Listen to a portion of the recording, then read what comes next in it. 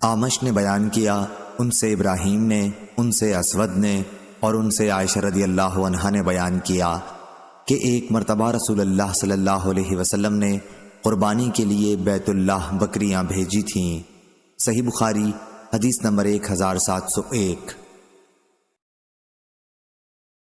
آمش نے بیان کیا، ان سے ابراہیم نے، ان سے اسود نے اور ان سے عائشہ رضی اللہ عنہا نے کہ میں نبی کریم صلی اللہ علیہ وسلم کے قربانی کے جانوروں کے لیے قلادے خود بٹا کرتی تھی۔ حضرت صلی اللہ علیہ وسلم نے بکری کو بھی قلادہ پہنایا تھا اور آپ خود اپنے گھر اس حال میں مقیم تھے کہ آپ حلال تھے۔ صحیح بخاری حدیث نمبر 1702۔ حماد نے بیان کیا، ان سے منصور بن معتمر نے دوسری سند اور ہم سے محمد بن کثیر نے بیان کیا، انہیں سفیان نے خبر دی، انہیں منصور نے، انہیں ابراہیم نے، انہیں اسود نے اور ان سے عائشہ رضی اللہ عنہا نے بیان کیا کہ میں نبی کریم صلی اللہ علیہ وسلم کی بکریوں کے قلادے خود بٹا کرتی تھی۔ حضرت صلی اللہ علیہ وسلم انہیں بیت اللہ کے لیے بھیج دیتے اور خود حلال ہی ہونے کی حالت میں اپنے گھر ٹھہرے رہتے۔ صحیح بخاری حدیث نمبر 1703۔ زکریا نے بیان کیا، ان سے عامر نے، ان سے مسروق نے اور ان سے عائشہ رضی اللہ عنہا نے بیان کیا کہ میں نے رسول اللہ صلی اللہ علیہ وسلم کی قربانی کے لیے خود قلادے بٹے ہیں۔ ان کی مراد احرام سے پہلے کے قلادوں سے تھی۔ صحیح بخاری حدیث نمبر 1704۔ قاسم نے بیان کیا، ان سے ام المومنین حضرت عائشہ رضی اللہ عنہا نے بیان کیا کہ میرے پاس جو اون تھی اس کے ہار میں نے قربانی کے جانوروں کے لیے خود بٹے تھے۔ صحیح بخاری حدیث نمبر 1705۔ عبد الاعلیٰ نے خبر دی، انہیں معمر نے، انہیں یحییٰ بن ابی کثیر نے، انہیں اکرمہ نے، انہیں ابو ہریرہ رضی اللہ عنہ نے کہ نبی کریم صلی اللہ علیہ وسلم نے ایک آدمی کو دیکھا کہ وہ قربانی کا اونٹ لیے جا رہا ہے۔ آپ نے فرمایا کہ اس پر سوار ہو جا۔ اس نے کہا کہ یہ تو قربانی کا ہے، تو آپ نے پھر فرمایا کہ سوار ہو جا۔ ابو ہریرہ رضی اللہ عنہ نے کہا کہ پھر میں نے دیکھا کہ وہ اس پر سوار ہے اور نبی کریم صلی اللہ علیہ وسلم کے ساتھ چل رہا ہے اور جوتے کا ہار اس اونٹ کی گردن میں ہے۔ اس روایت کی مطابقت محمد بن بشار نے کی ہے۔ ہم سے عثمان بن عمر نے بیان کیا، ہم کو علی بن مبارک نے خبر دی، انہیں یحییٰ نے، انہیں اکرمہ نے اور انہیں ابو ہریرہ رضی اللہ عنہ نے نبی کریم صلی اللہ علیہ وسلم سے مثل سابق حدیث کے۔ صحیح بخاری حدیث نمبر 1706۔ سفیان نے بیان کیا، ان سے ابن ابی نجیح نے، ان سے مجاہد نے، ان سے عبد الرحمن بن ابی لیلہ نے اور ان سے حضرت علی رضی اللہ عنہ نے بیان کیا کہ مجھے رسول اللہ صلی اللہ علیہ وسلم نے ان قربانی کے جانوروں کے جھول اور ان کے چمڑے کو صدقہ کرنے کا حکم دیا تھا جن کی قربانی میں نے کر دی تھی۔ صحیح بخاری حدیث نمبر 1707۔ موسیٰ بن عقبہ نے بیان کیا، ان سے نافع نے کہ ابن عمر رضی اللہ عنہ نے ابن زبیر رضی اللہ عنہ کے عہد خلافت میں حجۃ الحروریہ کے سال حج کا ارادہ کیا تو ان سے کہا گیا کہ لوگوں میں باہم قتل و خون ہونے والا ہے اور ہم کو خطرہ اس کا ہے کہ آپ کو مفسد لوگ حج سے روک دیں۔ آپ نے جواب میں یہ آیت سنائی کہ تمہارے لیے رسول اللہ صلی اللہ علیہ وسلم کی زندگی بہترین نمونہ ہے۔ اس وقت میں بھی وہی کام کروں گا جو حضرت صلی اللہ علیہ وسلم نے کیا تھا۔ میں تمہیں گواہ بناتا ہوں کہ میں نے اپنے پر عمرہ واجب کر لیا۔ پھر جب آپ بیدا کے بالائی حصے تک پہنچے تو فرمایا حج اور عمرہ تو ایک ہی ہے۔ میں تمہیں گواہ بناتا ہوں کہ عمرے کے ساتھ میں نے حج کو بھی جمع کر لیا ہے۔ پھر آپ نے ایک ہدی بھی ساتھ لے لی جسے ہار پہنایا گیا تھا۔ آپ نے اسے خرید لیا یہاں تک کہ آپ مکہ آئے تو بیت اللہ کا طواف اور صفا مروہ کی سعی کی۔ اس سے زیادہ اور کچھ نہیں کیا۔ جو چیزیں احرام کی وجہ سے ان پر حرام تھیں ان میں سے کسی سے قربانی کے دن تک وہ حلال نہیں ہوئے۔ پھر سر منڈوایا اور قربانی کی وجہ یہ سمجھتے تھے کہ اپنا پہلا طواف کر کے انہوں نے حج اور عمرہ دونوں کا طواف پورا کر لیا ہے۔ پھر آپ نے کہا کہ نبی کریم صلی اللہ علیہ وسلم نے بھی اسی طرح کیا تھا۔ صحیح بخاری حدیث نمبر 1708۔ عمرہ بنت عبد الرحمن نے بیان کیا کہ میں نے عائشہ رضی اللہ عنہا سے سنا، انہوں نے بتلایا کہ ہم رسول کریم صلی اللہ علیہ وسلم کے ساتھ حج کے لیے نکلے تو ذی-قعدہ میں سے 5 دن باقی رہے تھے۔ ہم صرف حج کا ارادہ لے کر نکلے تھے۔ جب ہم مکے کے قریب پہنچے تو رسول کریم صلی اللہ علیہ وسلم نے حکم دیا کہ جن لوگوں کے ساتھ قربانی نہ ہو وہ جب طواف کر لیں اور صفا و مروہ کی سعی بھی کر لیں تو حلال ہو جائیں گے۔ حضرت عائشہ رضی اللہ عنہا نے کہا کہ قربانی کے دن ہمارے گھر گائے کا گوشت لایا گیا تو میں نے کہا کہ یہ کیا ہے؟ لانے والے نے بتلایا کہ رسول کریم صلی اللہ علیہ وسلم نے اپنی بیویوں کی طرف سے یہ قربانی کی ہے۔ یحییٰ نے کہا کہ میں نے یہ حدیث قاسم سے بیان کی، انہوں نے کہا عمرہ نے یہ حدیث ٹھیک ٹھیک بیان کی ہے۔ صحیح بخاری حدیث نمبر 1709۔ عبید اللہ بن عمر نے بیان کیا، ان سے نافع نے کہ عبداللہ رضی اللہ عنہ نہر کرنے کی جگہ نہر کرتے تھے۔ عبید اللہ نے بتایا کہ مراد نبی کریم صلی اللہ علیہ وسلم کے نہر کرنے کی جگہ سے تھی۔ صحیح بخاری حدیث نمبر 1710۔ موسیٰ بن عقبہ نے بیان کیا، ان سے نافع نے کہ ابن عمر رضی اللہ عنہ اپنی قربانی کے جانور کو مزدلفہ سے آخر رات میں منی بھجوا دیتے۔ یہ قربانیاں جن میں حاجی لوگ نیز غلام اور آزاد دونوں طرح کے لوگ ہوتے اس مقام میں لے جاتے جہاں حضرت صلی اللہ علیہ وسلم نہر کیا کرتے تھے۔ صحیح بخاری حدیث نمبر 1711۔ وہیب نے بیان کیا، ان سے ایوب نے، ان سے ابو قلابہ نے، ان سے انس بن مالک رضی اللہ عنہ نے، اور انہوں نے مختصر حدیث بیان کی اور یہ بھی بیان کیا کہ نبی کریم صلی اللہ علیہ وسلم نے 7 اونٹ کھڑے کر کے اپنے ہاتھ سے نہر کیے اور مدینہ میں 2 چت قبرے سینگ دار مینڈھوں کی قربانی کی۔ صحیح بخاری حدیث نمبر 1712۔ یزید بن زری نے بیان کیا، ان سے یونس نے، ان سے زیاد بن جبیر نے کہ میں نے دیکھا کہ عبداللہ بن عمر رضی اللہ عنہ ایک شخص کے پاس آئے جو اپنا اونٹ بٹھا کر نہر کر رہا تھا۔ عبداللہ رضی اللہ عنہ نے فرمایا کہ اسے کھڑا کر اور باندھ دے، پھر نہر کر، کہ یہی رسول اللہ صلی اللہ علیہ وسلم کی سنت ہے۔ شعبہ نے یونس سے بیان کیا کہ مجھے زیاد نے خبر دی۔ صحیح بخاری حدیث نمبر 1713۔ وہیب نے بیان کیا، ان سے ایوب نے، ان سے ابو قلابہ نے اور ان سے انس رضی اللہ عنہ نے کہ نبی کریم صلی اللہ علیہ وسلم نے ظہر کی نماز مدینے میں 4 رکعت پڑھی اور عصر کی ذوالحلیفہ میں 2 رکعت۔ رات آپ نے وہیں گزاری، پھر جب صبح ہوئی تو آپ اپنی اونٹنی پر سوار ہو کر تہلیل و تسبیح کرنے لگے۔ جب بیدا پہنچے تو آپ نے دونوں حج اور عمرے کے لیے ایک ساتھ تلبیہ کہا۔ جب مکہ پہنچے اور عمرہ ادا کر لیا تو صحابہ رضی اللہ عنہم کو حکم دیا کہ حلال ہو جائیں۔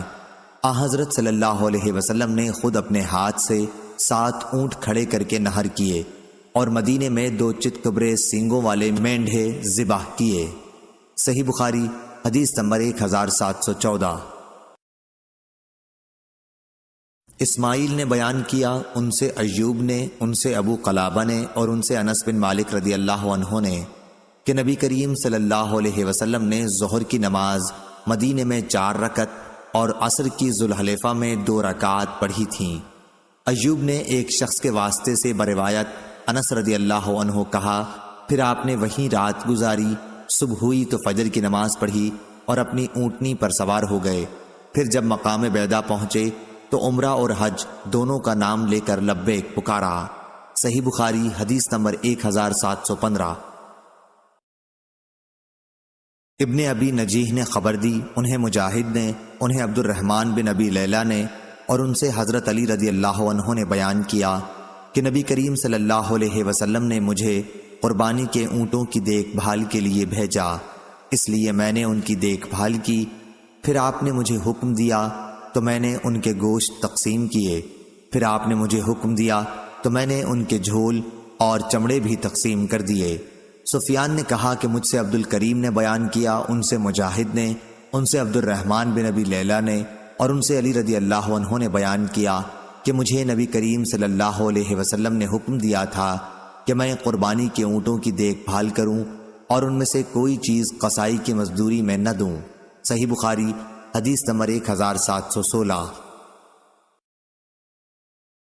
عبد الرحمن بن ابی لیلہ نے خبر دی، انہیں علی رضی اللہ عنہ نے خبر دی کہ نبی کریم صلی اللہ علیہ وسلم نے انہیں حکم دیا تھا کہ آپ قربانی کے اونٹوں کی نگرانی کریں، اور یہ کہ آپ کے قربانی کے جانوروں کی ہر چیز، گوشت، چمڑے اور جھول خیرات کر دیں، اور قصاب کی مزدوری اس میں سے نہ دیں۔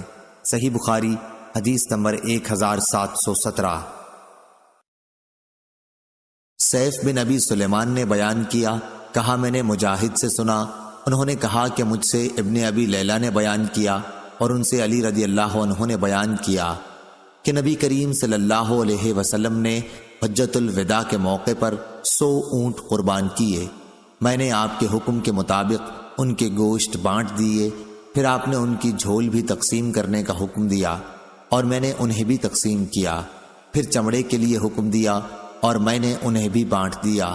صحیح بخاری حدیث نمبر 1718۔ مسدد نے بیان کیا، کہا ہم سے یحییٰ قطان نے، ان سے ابن جریج نے، ان سے عطا نے، انہوں نے جابر بن عبداللہ رضی اللہ عنہ سے سنا، انہوں نے فرمایا کہ ہم اپنی قربانی کا گوشت منا کے بعد 3 دن سے زیادہ نہیں کھاتے تھے، پھر آن حضرت صلی اللہ علیہ وسلم نے ہمیں اجازت دے دی اور فرمایا کہ کھاؤ بھی اور توشے کے طور پر ساتھ بھی لے جاؤ، چنانچہ ہم نے کھایا اور ساتھ بھی لائے۔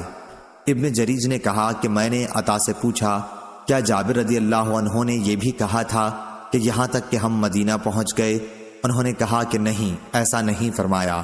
صحیح بخاری حدیث نمبر 1719۔ عمرو نے بیان کیا، کہا میں نے عائشہ رضی اللہ عنہا سے سنا، انہوں نے فرمایا کہ ہم مدینے سے رسول اللہ صلی اللہ علیہ وسلم کے ساتھ نکلے تو ذوالقعدہ کے 5 دن باقی رہ گئے تھے، ہمارا ارادہ صرف حج ہی کا تھا۔ پھر جب مکے کے قریب پہنچے تو رسول اللہ صلی اللہ علیہ وسلم نے فرمایا کہ جن کے ساتھ ہدی نہ ہو وہ بیت اللہ کا طواف کر کے حلال ہو جائیں۔ عائشہ رضی اللہ عنہا نے فرمایا کہ پھر ہمارے پاس بقرہ عید کے دن گائے کا گوشت لایا گیا تو میں نے پوچھا کہ یہ کیا ہے؟ اس وقت معلوم ہوا کہ رسول اللہ صلی اللہ علیہ وسلم نے اپنی بیویوں کی طرف سے قربانی کی ہے۔ یحییٰ بن سعید نے کہا کہ میں نے اس حدیث کا قاسم بن محمد سے ذکر کیا تو انہوں نے کہا کہ عمرہ نے تم سے ٹھیک ٹھیک حدیث بیان کر دی ہے۔ ہر 2 احادیث سے مقصد باب ظاہر ہے کہ قربانی کا گوشت کھانے اور بطور توشہ رکھنے کی عام اجازت ہے۔ خود قرآن مجید میں فَكُلُوا مِنْهَا کا صیغہ موجود ہے کہ اسے غرباء و مساکین کو بھی تقسیم کرو اور خود بھی کھاؤ۔ صحیح بخاری حدیث نمبر 1720۔ منصور بن زازان نے خبر دی، انہیں عطا بن رباح نے اور ان سے ابن عباس رضی اللہ عنہ نے بیان کیا کہ رسول اللہ صلی اللہ علیہ وسلم سے اس شخص کے بارے میں پوچھا گیا جو قربانی کا جانور ذبح کرنے سے پہلے ہی سر منڈوا لے، تو آپ صلی اللہ علیہ وسلم نے فرمایا کہ کوئی قباحت نہیں، کوئی قباحت نہیں۔ صحیح بخاری حدیث نمبر 1721۔ ابو بکر بن عیاش نے خبر دی، انہیں عبدالعزیز بن رفیع نے، انہیں عطا بن ابی رباح نے اور انہیں ابن عباس رضی اللہ عنہ نے کہ ایک آدمی نے نبی کریم صلی اللہ علیہ وسلم سے پوچھا کہ حضور، رمی سے پہلے میں نے طواف زیارت کر لیا۔ حضرت صلی اللہ علیہ وسلم نے فرمایا کہ کوئی حرج نہیں۔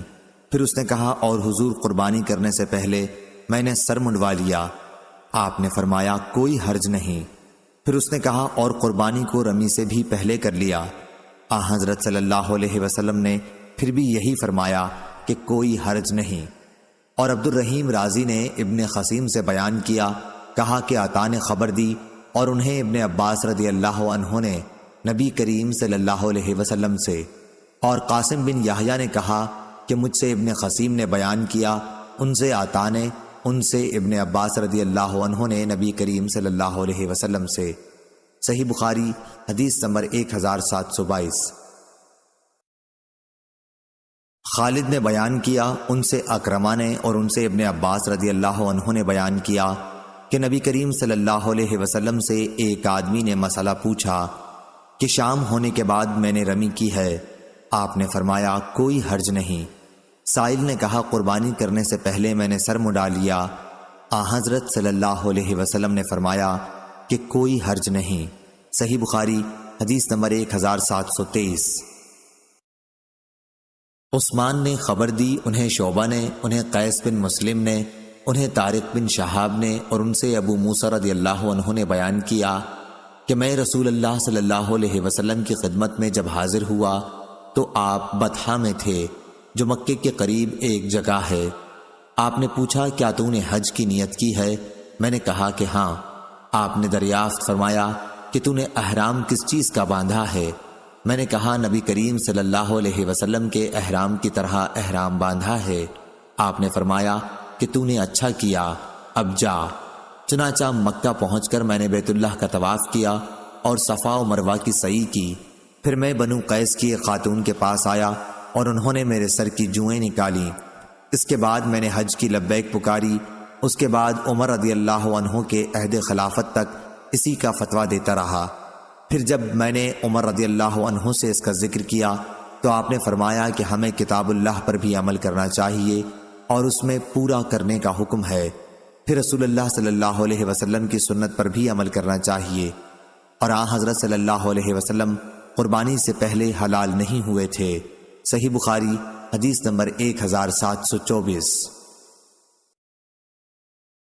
امام مالک نے خبر دی، انہیں نافع نے، انہیں ابن عمر رضی اللہ عنہ نے کہ حفصہ رضی اللہ عنہا نے عرض کی یا رسول اللہ صلی اللہ علیہ وسلم، کیا وجہ ہوئی کہ اور لوگ تو عمرہ کر کے حلال ہو گئے اور آپ نے عمرہ کر لیا اور حلال نہ ہوئے؟ رسول اللہ صلی اللہ علیہ وسلم نے فرمایا کہ میں نے اپنے سر کے بال جما لیے تھے اور قربانی کے گلے میں قلادہ پہنا کر میں اپنے ساتھ لایا ہوں، اس لیے جب تک میں نہر نہ کر لوں گا میں احرام نہیں کھولوں گا۔ صحیح بخاری حدیث نمبر 1725۔ شعیب بن ابی حمزہ نے خبر دی، ان سے نافع نے بیان کیا کہ ابن عمر رضی اللہ عنہ فرمایا کرتے تھے کہ رسول اللہ صلی اللہ علیہ وسلم نے حجۃ الوداع کے موقع پر اپنا سر مڈایا تھا۔ صحیح بخاری حدیث نمبر 1726۔ امام مالک نے خبر دی، انہیں نافع نے، انہیں عبداللہ بن عمر رضی اللہ عنہ نے کہ رسول اللہ صلی اللہ علیہ وسلم نے دعا کی، اے اللہ سر منڈوانے والوں پر رحم فرما۔ صحابہ رضی اللہ عنہم نے عرض کی اور کتروانے والوں پر؟ حضرت صلی اللہ علیہ وسلم نے اب بھی دعا کی، اے اللہ سر منڈوانے والوں پر رحم فرما۔ صحابہ رضی اللہ عنہم نے پھر عرض کی اور کتروانے والوں پر؟ اب آپ صلی اللہ علیہ وسلم نے فرمایا اور کتروانے والوں پر بھی۔ لیث نے کہا کہ مجھ سے نافع نے بیان کیا کہ حضرت صلی اللہ علیہ وسلم نے فرمایا اللہ نے سر منڈوانے والوں پر رحم کیا 1 یا 2 مرتبہ۔ انہوں نے بیان کیا کہ عبید اللہ نے کہا مجھ سے نافع نے بیان کیا کہ 4تھی مرتبہ حضرت صلی اللہ علیہ وسلم نے فرمایا کہ کتروانے والوں پر بھی۔ صحیح بخاری حدیث نمبر 1727۔ عمارہ بن قعقاع نے بیان کیا، ان سے ابو زرع نے اور ان سے ابو ہریرہ رضی اللہ عنہ نے کہ رسول اللہ صلی اللہ علیہ وسلم نے دعا فرمائی، اے اللہ سر منڈوانے والوں کی مغفرت فرما۔ صحابہ رضی اللہ عنہم نے عرض کیا اور کتروانے والوں کے لیے بھی یہی دعا فرمائیے، لیکن حضرت صلی اللہ علیہ وسلم نے اس مرتبہ بھی یہی فرمایا، اے اللہ سر منڈوانے والوں کی مغفرت کر۔ پھر صحابہ رضی اللہ عنہم نے عرض کیا اور کتروانے والوں کی بھی۔ تیسری مرتبہ حضرت صلی اللہ علیہ وسلم نے فرمایا اور کتروانے والوں کی بھی مغفرت فرما۔ صحیح بخاری حدیث نمبر 1728۔ عبداللہ بن محمد بن اسما نے بیان کیا، کہا ہم سے جویریہ ابن اسما نے، ان سے نافع نے کہ عبداللہ بن عمر رضی اللہ عنہ نے فرمایا نبی کریم صلی اللہ علیہ وسلم اور آپ کے بہت سے اصحاب نے سر منڈوایا تھا، لیکن بعض نے کتروایا بھی تھا۔ صحیح بخاری حدیث نمبر 1729۔ طاؤس نے بیان کیا، ان سے حضرت عبداللہ بن عباس رضی اللہ عنہ اور ان سے معاویہ رضی اللہ عنہ نے کہ میں نے رسول اللہ صلی اللہ علیہ وسلم کے بال قینچی سے کاٹے تھے۔ صحیح بخاری حدیث نمبر 1730۔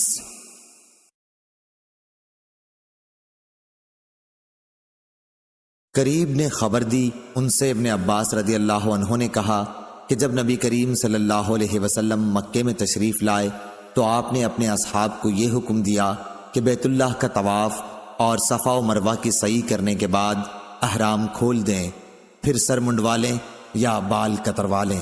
صحیح بخاری حدیث نمبر 1731۔ سفیان نے بیان کیا، ان سے عبید اللہ نے، ان سے نافع نے کہ ابن عمر رضی اللہ عنہ نے صرف ایک طواف الزیارہ کیا، پھر سویرے سے منا کو آئے۔ ان کی مراد 10ویں تاریخ سے تھی۔ عبد الرزاق نے اس حدیث کا رفع رسول اللہ صلی اللہ علیہ وسلم تک بھی کیا ہے، انہیں عبید اللہ نے خبر دی۔ صحیح بخاری حدیث نمبر 1732۔ لیث نے بیان کیا، ان سے جعفر بن ربیعہ نے، ان سے اعرج نے کہ مجھ سے ابو سلمہ بن عبد الرحمن نے بیان کیا، اور ان سے حضرت عائشہ رضی اللہ عنہا نے کہ ہم نے جب رسول اللہ صلی اللہ علیہ وسلم کے ساتھ حج کیا تو 10ویں تاریخ کو طواف الزیارہ کیا، لیکن صفیہ رضی اللہ عنہا حائضہ ہو گئیں۔ پھر حضرت صلی اللہ علیہ وسلم نے ان سے وہی چاہا جو شوہر اپنی بیوی سے چاہتا ہے، تو میں نے کہا کہ یا رسول اللہ وہ حائضہ ہیں۔ آپ نے اس پر فرمایا کہ اس نے تو ہمیں روک دیا۔ پھر جب لوگوں نے کہا یا رسول اللہ انہوں نے 10ویں تاریخ کو طواف الزیارہ کر لیا تھا، آپ نے فرمایا پھر چلے چلو۔ قاسم، عروہ اور اسود سے بواسطہ ام المومنین حضرت عائشہ صدیقہ رضی اللہ عنہا روایت ہے کہ ام المومنین صفیہ رضی اللہ عنہا نے 10ویں تاریخ کو طواف الزیارہ کیا تھا۔ صحیح بخاری حدیث نمبر 1733۔ ابن طاؤس نے بیان کیا، ان سے ان کے باپ نے اور ان سے ابن عباس رضی اللہ عنہ نے کہ نبی کریم صلی اللہ علیہ وسلم سے قربانی کرنے، سر منڈوانے، رمی جمار کرنے اور ان میں آگے پیچھے کرنے کے بارے میں دریافت کیا گیا تو آپ نے فرمایا کہ کوئی حرج نہیں۔ صحیح بخاری حدیث نمبر 1734۔ خالد نے بیان کیا، ان سے اکرمہ نے، ان سے ابن عباس رضی اللہ عنہ نے کہ نبی کریم صلی اللہ علیہ وسلم سے یوم نہر میں منا میں مسائل پوچھے جاتے اور آپ فرماتے جاتے کہ کوئی حرج نہیں۔ ایک شخص نے پوچھا تھا کہ میں نے قربانی کرنے سے پہلے سر منڈا لیا ہے، تو آپ نے اس کے جواب میں بھی یہی فرمایا کہ جاؤ قربانی کر لو، کوئی حرج نہیں۔ اور اس نے یہ بھی پوچھا کہ میں نے کنکریاں شام ہونے سے بعد ہی مار لی ہیں، تو بھی آپ نے فرمایا کہ کوئی حرج نہیں۔ صحیح بخاری حدیث نمبر 1735۔ امام مالک نے خبر دی، انہیں ابن شہاب نے، انہیں عیسیٰ بن طلحہ نے، انہیں عبداللہ بن عمر رضی اللہ عنہ نے کہ نبی کریم صلی اللہ علیہ وسلم حجۃ الوداع کے موقع پر اپنی سواری پر بیٹھے ہوئے تھے اور لوگ آپ سے مسائل معلوم کیے جا رہے تھے۔ ایک شخص نے کہا حضور مجھ کو معلوم نہ تھا اور میں نے قربانی کرنے سے پہلے ہی سر منڈا لیا۔ آپ نے فرمایا اب قربانی کر لو، کوئی حرج نہیں۔ دوسرا شخص آیا اور بولا حضور مجھے خیال نہ رہا اور رمی جمار سے پہلے ہی میں نے قربانی کر دی۔ آپ نے فرمایا اب رمی کر لو، کوئی حرج نہیں۔ اس دن آپ سے جس چیز کے آگے پیچھے کرنے کے متعلق سوال ہوا، آپ صلی اللہ علیہ وسلم نے یہی فرمایا اب کر لو، کوئی حرج نہیں۔ صحیح بخاری حدیث نمبر 1736۔ زہری نے بیان کیا، ان سے عیسیٰ بن طلحہ نے اور ان سے عبداللہ بن عمرو بن العاص رضی اللہ عنہ نے کہ جب رسول اللہ صلی اللہ علیہ وسلم 10ویں تاریخ کو منا میں خطبہ دے رہے تھے تو وہ وہاں موجود تھے۔ ایک شخص نے اس وقت کھڑے ہو کر پوچھا میں اس خیال میں تھا کہ فلاں کام فلاں سے پہلے ہے۔ پھر دوسرا کھڑا ہوا اور کہا کہ میرا خیال تھا کہ فلاں کام فلاں سے پہلے ہے، چنانچہ میں نے قربانی سے پہلے سر منڈا لیا، رمی جمار سے پہلے قربانی کر لی اور مجھے اس میں شک ہوا، تو نبی اکرم صلی اللہ علیہ وسلم نے فرمایا اب کر لو، ان سب میں کوئی حرج نہیں۔ اسی طرح کے دوسرے سوالات بھی آپ سے کیے گئے، آپ صلی اللہ علیہ وسلم نے ان سب کے جواب میں یہی فرمایا کہ کوئی حرج نہیں، اب کر لو۔ صحیح بخاری حدیث نمبر 1737۔ یعقوب بن ابراہیم نے خبر دی، ان سے میرے والد نے بیان کیا، ان سے صالح نے، ان سے ابن شہاب نے، اور ان سے عیسیٰ بن طلحہ بن عبید اللہ نے بیان کیا۔ انہوں نے عبداللہ بن عمرو بن عاص رضی اللہ عنہ سے سنا، انہوں نے بتلایا کہ رسول اللہ صلی اللہ علیہ وسلم اپنی سواری پر سوار ہو کر ٹھہرے رہے، پھر پوری حدیث بیان کی۔ اس کی مطابقت معمر نے ظاہری سے روایت کر کے کی ہے۔ صحیح بخاری حدیث نمبر 1738۔ اکرمہ نے بیان کیا اور ان سے حضرت عبداللہ بن عباس رضی اللہ عنہ نے کہ 10ویں تاریخ کو رسول کریم صلی اللہ علیہ وسلم نے منا میں خطبہ دیا۔ خطبے میں آپ صلی اللہ علیہ وسلم نے پوچھا، لوگو آج کون سا دن ہے؟ لوگ بولے یہ حرمت کا دن ہے۔ آپ صلی اللہ علیہ وسلم نے پھر پوچھا، اور یہ شہر کون سا ہے؟ لوگوں نے کہا یہ حرمت کا شہر ہے۔ آپ صلی اللہ علیہ وسلم نے پوچھا، یہ مہینہ کون سا ہے؟ لوگوں نے کہا یہ حرمت کا مہینہ ہے۔ پھر آپ صلی اللہ علیہ وسلم نے فرمایا، بس تمہارا خون، تمہارے مال اور تمہاری عزت ایک دوسرے پر اسی طرح حرام ہے جیسے اس دن کی حرمت اس شہر اور اس مہینے کی حرمت ہے۔ اس کلمے کو آپ صلی اللہ علیہ وسلم نے کئی بار دہرایا اور پھر آسمان کی طرف سر اٹھا کر کہا، اے اللہ، کیا میں نے تیرا پیغام پہنچا دیا؟ اے اللہ، کیا میں نے پہنچا دیا؟ حضرت عبداللہ بن عباس رضی اللہ عنہ نے بتلایا کہ اس ذات کی قسم جس کے ہاتھ میں میری جان ہے، حضرت صلی اللہ علیہ وسلم کی یہ وصیت اپنی تمام امت کے لیے ہے کہ حاضر اور جاننے والے، غائب اور ناواقف لوگوں کو اللہ کا پیغام پہنچا دیں۔ آپ صلی اللہ علیہ وسلم نے پھر فرمایا، دیکھو میرے بعد ایک دوسرے کی گردن مار کر کافر نہ بن جانا۔ صحیح بخاری حدیث نمبر 1739۔ عمروں نے خبر دی، کہا کہ میں نے جابر بن زید سے سنا، انہوں نے کہا کہ میں نے ابن عباس رضی اللہ عنہ سے سنا، آپ نے بتلایا کہ میدان عرفات میں رسول کریم صلی اللہ علیہ وسلم کا خطبہ میں نے خود سنا تھا۔ اس کی مطابقت ابن عینہ نے عمروں سے کی ہے۔ صحیح بخاری حدیث نمبر 1740۔ محمد بن سیرین نے کہا کہ مجھے عبد الرحمن بن ابی بکرہ نے اور ایک اور شخص نے جو میرے نزدیک عبد الرحمن سے بھی افضل ہے، یعنی حمید بن عبد الرحمن نے خبر دی کہ ابو بکرہ رضی اللہ عنہ نے بتلایا کہ نبی کریم صلی اللہ علیہ وسلم نے 10ویں تاریخ کو منا میں خطبہ سنایا۔ آپ صلی اللہ علیہ وسلم نے پوچھا، لوگو معلوم ہے آج یہ کون سا دن ہے؟ ہم نے عرض کی اللہ اور اس کا رسول زیادہ جانتے ہیں۔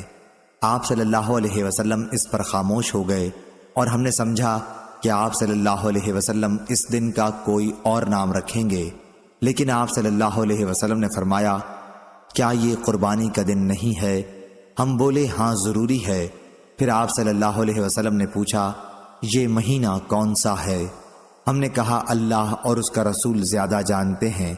آپ صلی اللہ علیہ وسلم اس مرتبہ بھی خاموش ہو گئے اور ہمیں خیال ہوا کہ آپ صلی اللہ علیہ وسلم اس مہینے کا کوئی اور نام رکھیں گے، لیکن آپ صلی اللہ علیہ وسلم نے فرمایا، کیا یہ ذی الحج کا مہینہ نہیں ہے؟ ہم بولے کیوں نہیں؟ پھر آپ صلی اللہ علیہ وسلم نے پوچھا، یہ شہر کون سا ہے؟ ہم نے عرض کی اللہ اور اس کا رسول بہتر جانتے ہیں۔ اس مرتبہ بھی آپ صلی اللہ علیہ وسلم اس طرح خاموش ہو گئے کہ ہم نے سمجھا کہ آپ صلی اللہ علیہ وسلم اس کا کوئی اور نام رکھیں گے، لیکن آپ صلی اللہ علیہ وسلم نے فرمایا کہ یہ حرمت کا شہر نہیں ہے۔ ہم نے عرض کی کہ کیوں نہیں؟ ضرور ہے۔ اس کے بعد آپ صلی اللہ علیہ وسلم نے ارشاد فرمایا، بس تمہارا خون اور تمہارے مال تم پر اسی طرح حرام ہیں جیسے اس دن کی حرمت اس مہینہ اور اس شہر میں ہے، تاکہ تم اپنے رب سے جا ملو۔ کہو کیا میں نے تم کو اللہ کا پیغام پہنچا دیا؟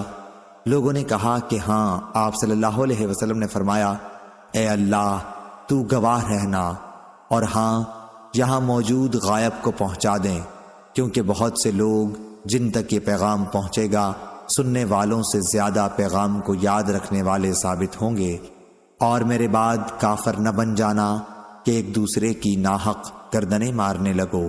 صحیح بخاری حدیث نمبر 1741۔ عاصم بن محمد بن زید نے خبر دی، انہیں ان کے باپ نے اور ان سے ابن عمر رضی اللہ عنہ نے بیان کیا کہ نبی کریم صلی اللہ علیہ وسلم نے منا میں فرمایا کہ تم کو معلوم ہے آج کون سا دن ہے؟ لوگوں نے کہا کہ اللہ اور اس کے رسول زیادہ جانتے ہیں۔ حضرت صلی اللہ علیہ وسلم نے فرمایا کہ یہ حرمت کا دن ہے، اور یہ بھی تم کو معلوم ہے کہ یہ کون سا شہر ہے؟ لوگوں نے کہا اللہ اور اس کے رسول زیادہ جانتے ہیں۔ آپ صلی اللہ علیہ وسلم نے فرمایا کہ یہ حرمت کا شہر ہے، اور تم کو یہ بھی معلوم ہے کہ یہ کون سا مہینہ ہے؟ لوگوں نے کہا اللہ اور اس کے رسول زیادہ جانتے ہیں۔ حضرت صلی اللہ علیہ وسلم نے فرمایا کہ اللہ تعالیٰ نے تمہارے خون، تمہارا مال اور عزت ایک دوسرے پر ناحق اس طرح حرام کر دی ہیں جیسے اس دن کی حرمت اس مہینے اور اس شہر میں ہے۔ ہشام بن غاز نے کہا کہ مجھے نافع نے ابن عمر رضی اللہ عنہ کے حوالے سے خبر دی کہ رسول اللہ صلی اللہ علیہ وسلم حجۃ الوداع میں 10ویں تاریخ کو جمرات کے درمیان کھڑے ہوئے تھے اور فرمایا تھا کہ یہ دیکھو یوم نحر اکبر کا دن ہے۔ پھر نبی کریم صلی اللہ علیہ وسلم یہ فرمانے لگے کہ اے اللہ گواہ رہنا۔ حضرت صلی اللہ علیہ وسلم نے اس موقع پر چونکہ لوگوں کو رخصت کیا تھا، آپ سمجھ گئے کہ وفات کا زمانہ آن پہنچا، جب سے لوگ اس حج کو حجۃ الوداع کہنے لگے۔ صحیح بخاری حدیث نمبر 1742۔ محمد بن عبید بن میمون نے بیان کیا، انہوں نے کہا کہ ہم سے عیسیٰ بن یونس نے، ان سے عبید اللہ نے، ان سے نافع نے اور ان سے ابن عمر رضی اللہ عنہ نے کہ نبی کریم صلی اللہ علیہ وسلم نے اجازت دی۔ صحیح بخاری حدیث نمبر 1743۔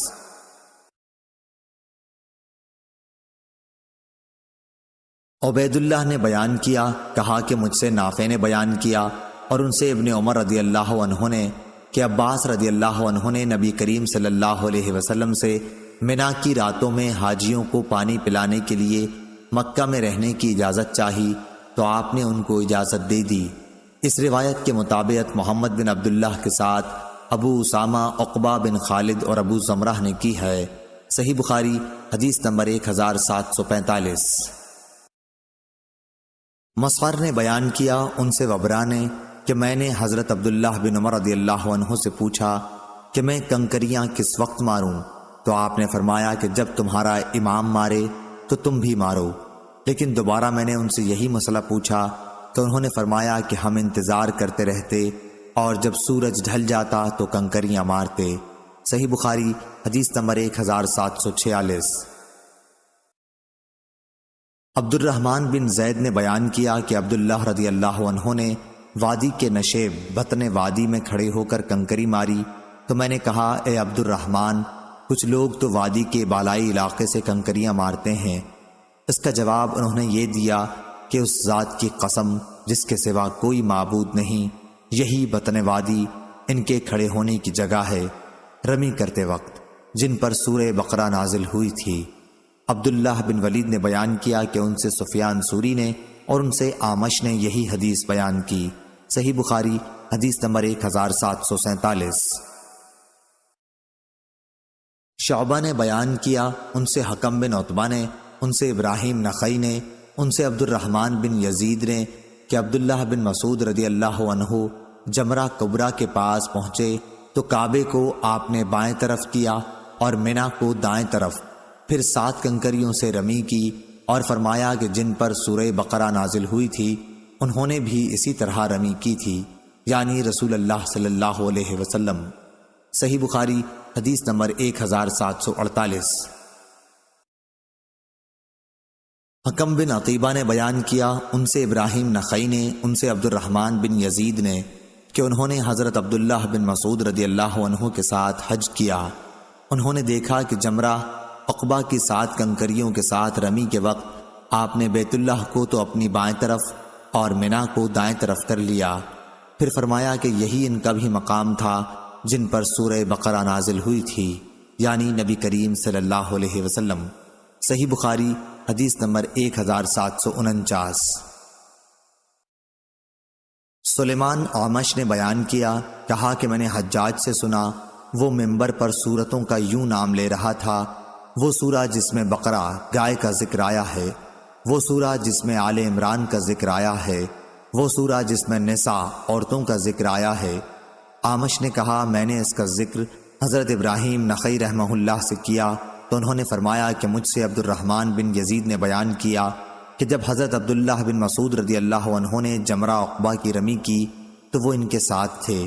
اس وقت وہ وادی کے نشیب میں اتر گئے، اور جب درخت کے جو اس وقت وہاں پر تھا برابر نیچے اس کے سامنے ہو کر 7 کنکریوں سے رمی کی، ہر کنکری کے ساتھ اللہ اکبر کہتے جاتے تھے۔ پھر فرمایا، قسم ہے اس کی جس ذات کے سوا کوئی معبود نہیں، یہیں وہ ذات بھی کھڑی ہوئی تھی جس پر سورہ بقرہ نازل ہوئی۔ صحیح بخاری حدیث نمبر 1750۔ یونس نے زہری سے بیان کیا، ان سے سالم نے کہ حضرت عبداللہ بن عمر رضی اللہ عنہ پہلے جمرہ کی رمی 7 کنکریوں کے ساتھ کرتے اور ہر کنکری پر اللہ اکبر کہتے تھے، پھر آگے بڑھتے اور ایک نرم ہموار زمین پر پہنچ کر قبلہ رخ کھڑے ہو جاتے۔ اسی طرح دیر تک کھڑے دونوں ہاتھ اٹھا کر دعا کرتے، پھر جمرہ وسطیٰ کی رمی کرتے، پھر بائیں طرف بڑھتے اور ایک ہموار زمین پر قبلہ رخ ہو کر کھڑے ہو جاتے۔ یہاں بھی دیر تک کھڑے کھڑے دونوں ہاتھ اٹھا کر دعائیں کرتے رہتے۔ اس کے بعد والے نشیب سے جمرہ عقبہ کی رمی کرتے۔ اس کے بعد آپ کھڑے نہ ہوتے بلکہ واپس چلے آتے اور فرماتے کہ میں نے نبی کریم صلی اللہ علیہ وسلم کو اسی طرح کرتے دیکھا تھا۔ صحیح بخاری حدیث نمبر 1751۔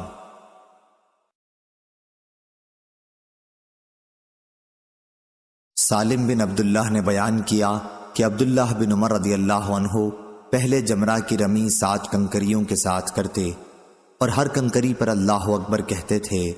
اس کے بعد آگے بڑھتے اور ایک نرم ہموار زمین پر قبلہ رخ کھڑے ہو جاتے، دعائیں کرتے رہتے اور دونوں ہاتھوں کو اٹھاتے۔ پھر جمرہ وسطیٰ کی رمی بھی اسی طرح کرتے اور بائیں طرف آگے بڑھ کر ایک نرم زمین پر قبلہ رخ کھڑے ہو جاتے۔ بہت دیر تک اسی طرح کھڑے ہو کر دعائیں کرتے رہتے۔ پھر جمرہ عقبہ کی رمی بطن وادی سے کرتے، لیکن وہاں ٹھہرتے نہیں تھے۔ آپ فرماتے تھے کہ میں نے رسول اللہ صلی اللہ علیہ وسلم کو اسی طرح کرتے دیکھا ہے۔ صحیح بخاری حدیث نمبر 1752۔ یونس نے خبر دی اور انہیں زہری نے کہ رسول کریم صلی اللہ علیہ وسلم جب اس جمرہ کی رمی کرتے جو منا کی مسجد کے نزدیک ہے تو 7 کنکریوں سے رمی کرتے اور ہر کنکری کے ساتھ تکبیر کہتے، پھر آگے بڑھتے اور قبلہ رخ کھڑے ہو کر دونوں ہاتھ اٹھا کر دعائیں کرتے تھے۔ پھر یہاں آپ صلی اللہ علیہ وسلم بہت دیر تک کھڑے رہتے تھے۔ پھر جمرہ ثانیہ وسطیٰ کے پاس آتے، یہاں بھی 7 کنکریوں سے رمی کرتے اور ہر کنکری کے ساتھ اللہ اکبر کہتے۔ پھر بائیں طرف نالے کے قریب اتر جاتے اور وہاں بھی قبلہ رخ کھڑے ہوتے اور ہاتھوں کو اٹھا کر دعا کرتے رہتے۔ پھر جمرہ عقبہ کے پاس آتے اور یہاں بھی 7 کنکریوں سے رمی کرتے اور ہر کنکری کے ساتھ اللہ اکبر کہتے۔ اس کے بعد واپس ہو جاتے، یہاں آپ دعا کے لیے ٹھہرتے نہیں تھے۔ زہری نے کہا کہ میں نے سالم سے سنا، وہ بھی اسی طرح اپنے والد ابن عمر رضی اللہ عنہ سے نبی کریم صلی اللہ علیہ وسلم کی حدیث بیان کرتے تھے، اور یہ کہ حضرت عبداللہ بن عمر رضی اللہ عنہ خود بھی اسی طرح کیا کرتے تھے۔ صحیح بخاری حدیث نمبر 1753۔ عبد الرحمن بن قاسم نے بیان کیا کہ میں نے حضرت عائشہ رضی اللہ عنہا سے سنا، وہ فرماتی تھیں کہ میں نے خود اپنے ہاتھوں سے رسول اللہ صلی اللہ علیہ وسلم کے جب آپ صلی اللہ علیہ وسلم نے احرام باندھنا چاہا خوشبو لگائی تھی۔ اس طرح احرام کھولتے وقت بھی جب آپ صلی اللہ علیہ وسلم نے طواف الزیارہ سے پہلے احرام کھولنا چاہا تھا، آپ نے ہاتھ پھیلا کر خوشبو لگانے کی کیفیت بتائی۔ صحیح بخاری حدیث نمبر 1754۔ سفیان بن عینہ نے بیان کیا، ان سے ابن طاؤس نے، ان سے ان کے والد نے اور ان سے ابن عباس رضی اللہ عنہ نے بیان کیا کہ لوگوں کو اس کا حکم تھا کہ ان کا آخری وقت بیت اللہ کے ساتھ ہو، یعنی طواف وداع کریں، البتہ حائضہ سے یہ معاف ہو گیا تھا۔ صحیح بخاری حدیث نمبر 1755۔ ابن وہب نے خبر دی، انہیں عمرو بن حارث نے، انہیں قتادہ نے اور ان سے انس بن مالک رضی اللہ عنہ نے بیان کیا کہ نبی کریم صلی اللہ علیہ وسلم نے ظہر، عصر، مغرب اور عشاء پڑھی، پھر تھوڑی دیر محصب میں سو رہے، اس کے بعد سوار ہو کر بیت اللہ تشریف لے گئے اور وہاں طواف زیارہ عمرو بن حارث کے ساتھ کیا۔ صحیح بخاری حدیث نمبر 1756۔ امام مالک نے خبر دی، انہیں عبد الرحمن بن قاسم نے، انہیں ان کے والد نے اور انہیں حضرت عائشہ رضی اللہ عنہا نے کہ نبی کریم صلی اللہ علیہ وسلم کی زوجہ مطہرہ صفیہ بنت حی رضی اللہ عنہا حجۃ الوداع کے موقع پر حائضہ ہو گئیں، تو میں نے اس کا ذکر حضرت صلی اللہ علیہ وسلم سے کیا۔ آپ صلی اللہ علیہ وسلم نے فرمایا کہ پھر تو یہ ہمیں روکیں گی۔ لوگوں نے کہا کہ انہوں نے طواف افاضہ کر لیا ہے، تو آپ صلی اللہ علیہ وسلم نے فرمایا کہ پھر کوئی فکر نہیں۔ صحیح بخاری حدیث نمبر 1757۔ ابو نعمان نے بیان کیا کہ ان سے حماد نے، ان سے ایوب نے، ان سے اکرمہ نے کہ مدینے کے لوگوں نے ابن عباس رضی اللہ عنہ سے ایک عورت کے متعلق پوچھا کہ جو طواف کرنے کے بعد حائضہ ہو گئی تھی۔ آپ نے انہیں بتایا کہ انہیں ٹھہرنے کی ضرورت نہیں بلکہ چلی جائیں، لیکن پوچھنے والوں نے کہا ہم ایسا نہیں کریں گے کہ آپ کی بات پر عمل تو کریں اور زید بن ثابت رضی اللہ عنہ کی بات چھوڑ دیں۔ ابن عباس رضی اللہ عنہ نے فرمایا کہ جب تم مدینہ پہنچ جاؤ تو یہ مسئلہ وہاں اکابر صحابہ رضی اللہ عنہم سے پوچھنا۔ چنانچہ جب یہ لوگ مدینہ آئے تو پوچھا، جن اکابر سے پوچھا گیا تھا ان میں ام سلیم رضی اللہ عنہا بھی تھیں، اور انہوں نے ان کے جواب میں وہی صفیہ رضی اللہ عنہا کی حدیث بیان کی۔ اس حدیث کو خالد اور قتادہ نے بھی اکرمہ سے روایت کیا ہے۔ صحیح بخاری حدیث نمبر 1758، 1759۔ ابن طاؤس نے بیان کیا، ان سے ان کے باپ نے اور ان سے ابن عباس رضی اللہ عنہ نے بیان کیا کہ عورت کو اس کی اجازت ہے کہ اگر وہ طواف افاضہ، طواف زیارت کر چکی ہو اور پھر طواف وداع سے پہلے حیض آ جائے تو اپنے گھر واپس چلی جائے۔ صحیح بخاری حدیث نمبر 1760۔ کہا میں نے ابن عمر کو کہتے سنا کہ اس عورت کے لیے واپسی نہیں۔ اس کے بعد میں نے ان سے سنا آپ فرماتے تھے کہ نبی کریم صلی اللہ علیہ وسلم نے عورتوں کو اس کی اجازت دی ہے۔ صحیح بخاری حدیث نمبر 1761۔ ابو ایوانا نے بیان کیا، ان سے منصور نے، ان سے ابراہیم نخعی نے، ان سے اسود نے اور ان سے حضرت عائشہ رضی اللہ عنہا نے بیان کیا کہ ہم نبی کریم صلی اللہ علیہ وسلم کے ساتھ نکلے، ہماری نیت حج کے سوا اور کچھ نہ تھی۔ پھر جب نبی کریم صلی اللہ علیہ وسلم مکہ پہنچے تو آپ صلی اللہ علیہ وسلم نے بیت اللہ کا طواف اور صفا اور مروہ کی سعی کی، لیکن آپ صلی اللہ علیہ وسلم نے احرام نہیں کھولا کیونکہ آپ صلی اللہ علیہ وسلم کے ساتھ قربانی تھی۔ آپ صلی اللہ علیہ وسلم کے ساتھ آپ کی بیویوں نے اور دیگر اصحاب نے بھی طواف کیا، اور جن کے ساتھ قربانی نہیں تھی انہوں نے اس طواف و سعی کے بعد احرام کھول دیا، لیکن حضرت عائشہ رضی اللہ عنہا حائضہ ہو گئی تھیں۔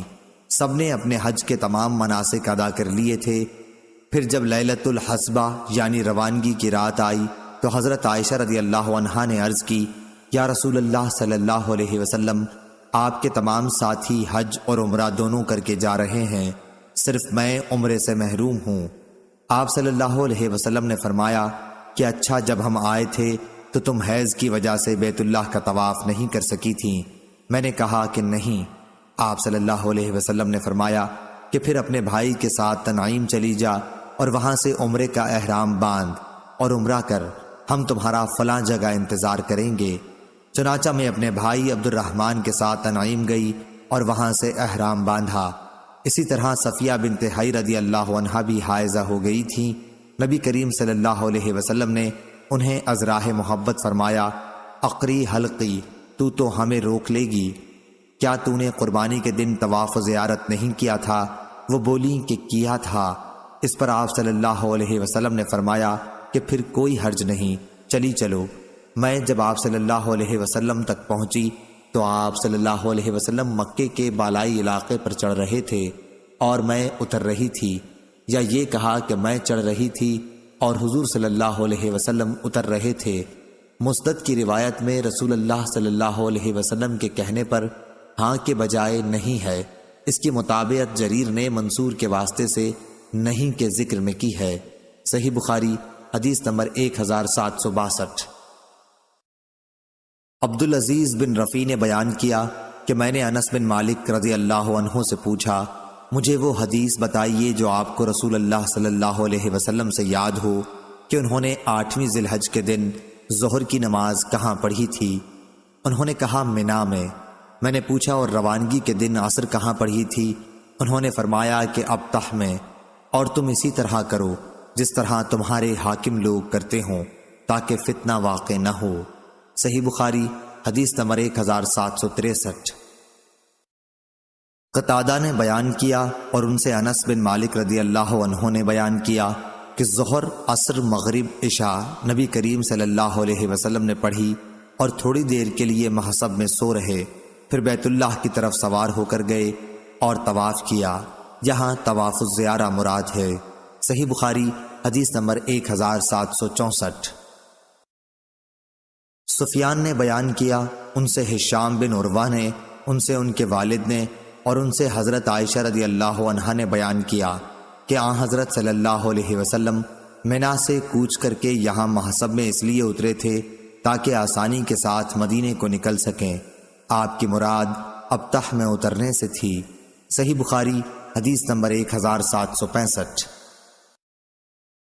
عمرو نے عطا بن ابی رباح سے بیان کیا اور ان سے ابن عباس رضی اللہ عنہ نے بیان کیا کہ محصب میں اترنا حج کی کوئی عبادت نہیں ہے، یہ تو صرف رسول اللہ صلی اللہ علیہ وسلم کے قیام کی جگہ تھی۔ صحیح بخاری حدیث نمبر 1766۔ موسیٰ بن عقبہ نے بیان کیا، ان سے نافع نے کہ حضرت عبداللہ بن عمر رضی اللہ عنہ مکہ جاتے وقت ذی طوا کی دونوں پہاڑیوں کے درمیان رات گزارتے تھے اور پھر اس پہاڑی سے ہو کر گزرتے جو مکے کے اوپر کی طرف ہے، اور جب مکے میں حج یا عمرے کا احرام باندھنے آتے تو اپنی اونٹنی مسجد کے دروازے پر لا کر بٹھاتے، پھر حجر اسود کے پاس آتے اور یہیں سے طواف شروع کرتے۔ طواف 7 چکروں میں ختم ہوتا، جس کے شروع میں رمل کرتے اور 4 میں معمول کے مطابق چلتے۔ طواف کے بعد 2 رکعت نماز پڑھتے، پھر ڈیرا پر واپس ہونے سے پہلے صفا اور مروہ کی دوڑ کرتے۔